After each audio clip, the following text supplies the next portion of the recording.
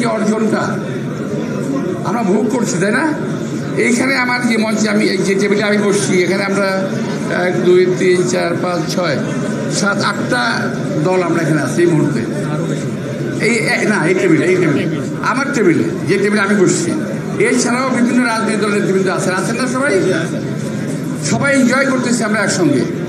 তো আমরা যদি বাকি সময়টা বাংলাদেশে বিল্ড আপ করার জন্য, গড়ে তোলার জন্য এরকমই থাকতে পারি, অসুবিধাটা কোথায়? আমাদের কোনো অসুবিধা দেখি না আমি, কিন্তু কৃত্রিমভাবে অসুবিধার সৃষ্টি করা হচ্ছে, চেষ্টা করা হচ্ছে।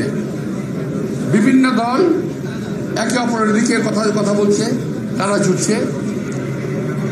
এই জিনিসটা ঠিক না। তাহলে 5 তারিখের যে আমাদের আন্দোলন, আমাদের বিজয়, এটা নিঃশেষ হয়ে যাবে। কিন্তু আজকে ইফতার পার্টিতে আমরা যেমনি বসেছি, আমরা আগামী সকল কার্যক্রমে নির্বাচন থেকে শুরু করে সরকার গঠন পর্যন্ত সব একসঙ্গে করতে চাই। আমরা দেশটাকে সুন্দর করতে হবে। হিংসা বিদ্বেষ ঈর্ষা নিয়ে ঈর্ষা পরায়ণ হয়ে কিংবা পরস্তিকাতর হয়ে কখনোই দেশকে ভালো করা যাবে না।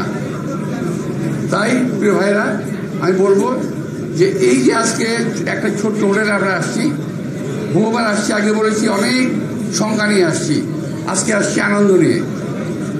তো এই আনন্দটা নিয়ে ভাবিতে চাই আমরা সবাই যেন সবাইকে নিজের বিবেকের কাছে দায়ী রাখি যে আমরা 5 তারিখের যে রক্তক্ষয়, যে আন্দোলনের অর্জনের বিনিময়ে আমরা যে অর্জন করেছি রক্তের বিনিময়ে, সেই জন্য বৃথা না যায়। মির্জা আব্বাস সাহেব এখানে বলেছেন যে বিগত সময় আমরা তাদের সিনিয়র নেতৃবৃন্দের চেয়ে ইয়ং নেতৃবৃন্দ, বিশেষ করে ছাত্রদল, যুবদল, জামাতের লোকজনের জন্য আরও একটা ভীতিকর পরিস্থিতি ছিল। গতবার যদিও সেক্রেটারি জেনারেল সাহেব এসেছিলেন, এবারেও তিনি এসেছেন। তা আমরা সবাই একটা আশঙ্কার মধ্যে, প্রথমত হল পাওয়া নিয়ে দেখা যাচ্ছে আগের দিন কনফার্ম করেছে যে আপনারা এখানে করতে পারবেন। তো এইবার ওই জটিলতায় পড়তে হয় নাই, এবং নিচে ডিবির কোনো টিম সিভিলে রেডি নাই, কারো ওই আতঙ্কও নাই। তো আমরা এই ফাঁসিবাদ মুক্ত বাংলাদেশে প্রথমবারের মতো স্বস্তির একটা নিঃশ্বাস ফেলে আমরা একটা শান্তিপূর্ণ ইফতার আজকে সমবেত হয়েছি। সেজন্য আল্লাহর কাছে শুকরিয়া আদায় করি যে আল্লাহ আমাদেরকে এই মুক্তির ব্যবস্থা করে দিয়েছেন। আমরা আজকে শ্রদ্ধার সাথে স্মরণ করি এই গণ অভ্যুত্থানের নিহত সকল শহীদদের, আমরা সুস্থতা কামনা করছি আহত সকল আমাদের সহকর্মী এবং সহযোদ্ধা নেতৃবৃন্দের। আপনারা জানেন যে বাংলাদেশের অত্যন্ত একটা সংকটকালীন সময়ে, যেখানে তরুণদের বড় একটা অংশ রাজনীতি বিমুখ ছিল, সেই সময়ে কিন্তু আমরা 2018 সালে কোটা সংস্কার আন্দোলন এবং নিরাপদ সড়ক আন্দোলন এর মধ্যে দিয়ে তরুণদেরকে কিছুটা রাজনৈতিকভাবে একটা সচেতনতার দিকে নিয়ে আসতে সক্ষম হয়েছিলাম, যার ফলে একটা ধারাবাহিক ছাত্র এবং তরুণদের আন্দোলন এবং রাজনৈতিক আন্দোলন সকলের সম্মিলিত প্রচেষ্টায় আমরা ফাঁসিবাদ মুক্ত বাংলাদেশ পেয়েছি। আজকের এই ফাঁসিবাদ মুক্ত বাংলাদেশে যেন নতুন করে কোনো ফাঁসিবাদ তৈরি না হয়, নতুন করে আমাদের যেন কোনো সংখ্যা তৈরি না হয়, সেজন্য আমাদেরকে সর্বশেষ আব্বাস সাহেব যেটা বলেছেন এটাই আসলে বাস্তবতা, যে আমরা এখানে সব রাজনৈতিক দল মত পথের ভিন্নতা থাকা সত্ত্বেও যেমন একই টেবিলে আমরা বসে ইফতার করছি, আমরা এখানে সমবেত হয়েছি। আগামীর বাংলাদেশে যেন আমরা একইভাবে বিনির্মাণ করতে পারি, একসাথে কাঁধে কাঁধ মিলিয়ে চলতে পারি, আমাদের সেই চিন্তা করা উচিত। আজকের এই রাষ্ট্র সংস্কারের যে আমরা আলোচনা করছি বা রাষ্ট্র সংস্কার যে আওয়াজ উঠছে, রাষ্ট্র সংস্কারের অংশ হিসেবেই বাংলাদেশের গণতান্ত্রিক উত্তরণ জরুরি। গণতান্ত্রিক উত্তরণে একটা নির্বাচন এই মুহূর্তে খুবই অতীব জরুরি হয়ে পড়েছে। নির্বাচন নিয়ে নানান ধরনের সংকট এবং সংখ্যা তৈরি হয়েছে।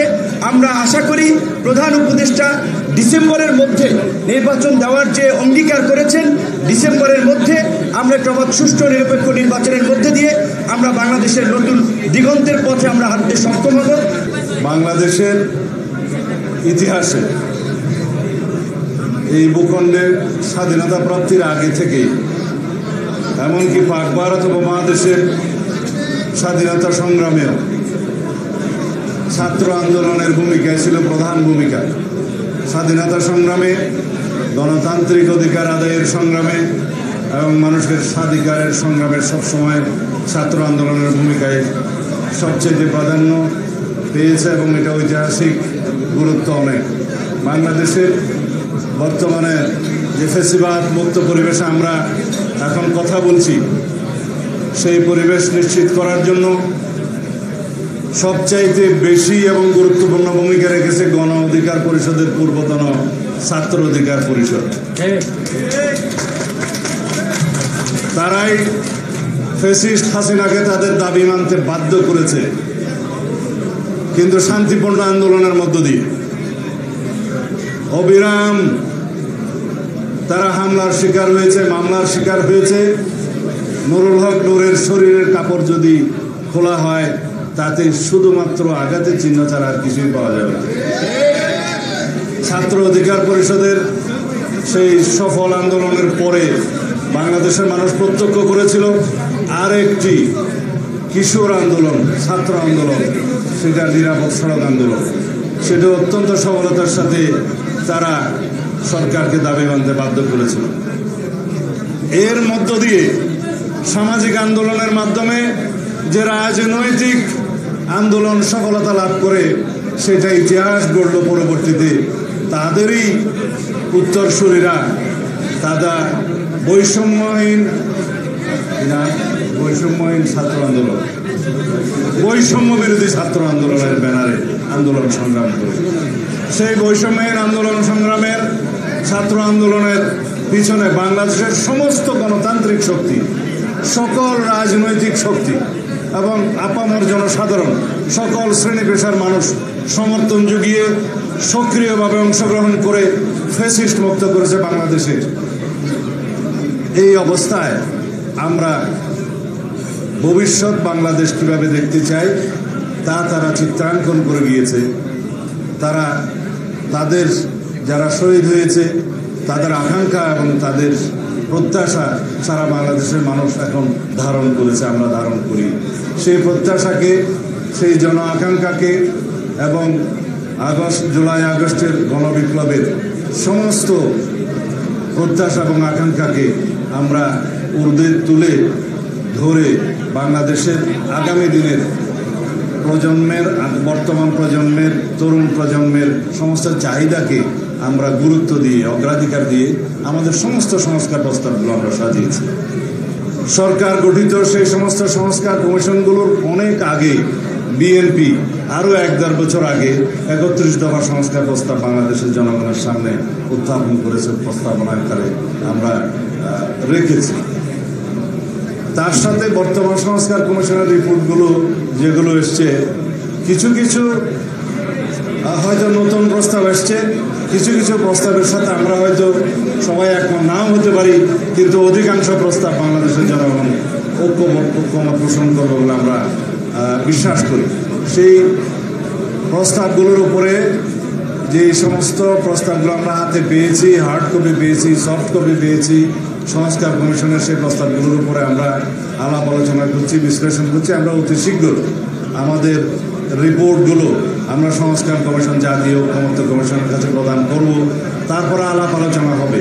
কিন্তু এইখানে আমাদের একটা বিষয়, সংস্কার প্রস্তাব ঐক্যমত পোষণ করা এবং ঐক্যমতের ভিত্তিতে, জাতীয় ঐক্যমতের ভিত্তিতে সেই সংস্কারগুলো আমরা গ্রহণ করা, সেগুলো বাস্তবায়ন করা, এগুলো দীর্ঘ সময়ের ব্যাপার।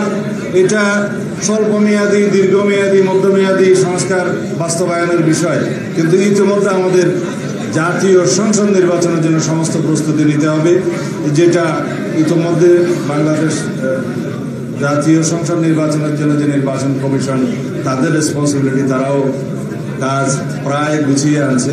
তাদের বক্তব্য অনুসারে আগামী ডিসেম্বরকে সামনে রেখে তারা তাদের কর্মকাণ্ড নির্বাচন অনুষ্ঠানের জন্য জাতীয় সংসদে তারা এগিয়ে যাচ্ছে। এখন কিছু কিছু বিষয়ে বিতর্ক উঠছে, কোন নির্বাচন আগে, কোন নির্বাচন হওয়া উচিত। এই বিষয়ে আমরা আমাদের প্রস্তাবনা এবং মতামত বিভিন্নভাবে সরকারের কাছে, প্রধান উপদেষ্টার কাছে, জনগণের কাছে উত্থাপন করেছি। জুলাই গণ অভ্যুত্থানের আকাঙ্ক্ষা ছিল এই দেশে স্বৈরাচার মুক্ত হয়ে গণতান্ত্রিক শক্তিশালী একটি গণতান্ত্রিক রাষ্ট্র বিনির্মাণ করা এবং জন আকাঙ্ক্ষাকে আমরা ধারণ করে সেই রকম একটি রাষ্ট্র বিনির্মাণ করা, যেখানে থাকবে না কোনো বৈষম্য, সাম্যের ভিত্তিতে একটি গণতান্ত্রিক এবং ন্যায় বিচারের বাংলাদেশ প্রতিষ্ঠিত হবে স্বাধীনতার ঘোষণাপত্রের চাহিদা অনুসারে। এবং বর্তমান প্রজন্মের চাহিদা অনুসারে, তাদের প্রত্যাশা অনুসারে একটি শক্তিশালী বৈষম্যহীন গণতান্ত্রিক রাষ্ট্র নির্মাণের জন্য তারা ব্যাপকভাবে সংস্কার চায় এবং সেই সংস্কারের সাথে আমরাও একমত হব ইনশাআল্লাহ।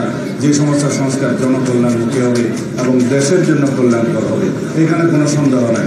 সুতরাং এই সংস্কার, আলাপ আলোচনা, প্রস্তাব গ্রহণ করা এগুলো চলতে থাকবে, কিন্তু আমাদেরকে জাতীয় সংসদ নির্বাচনের জন্য একটি সিদ্ধান্ত নিতে হবে। সেজন্য আমরা রোড ম্যাপ চাই।